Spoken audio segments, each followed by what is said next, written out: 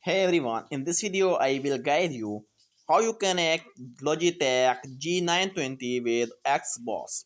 For that, just plug the USB cable from G920 wheel into one of the available USB ports on your Xbox One console.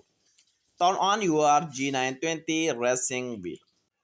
The Xbox One should automatically detect the wheel and install any necessary drivers.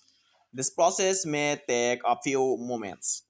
After that, go to the Xbox home screen, navigate to the settings app, select device and accessories, and then select Logitech G920 racing wheel. Follow the on-screen instruction to calibrate the wheel. Go to the settings, controller, then controller settings, and assign the G920 to your Xbox controller. Customize the wheel settings such as sensitivity and button to suit your preferences. Now enjoy your day. Thank you.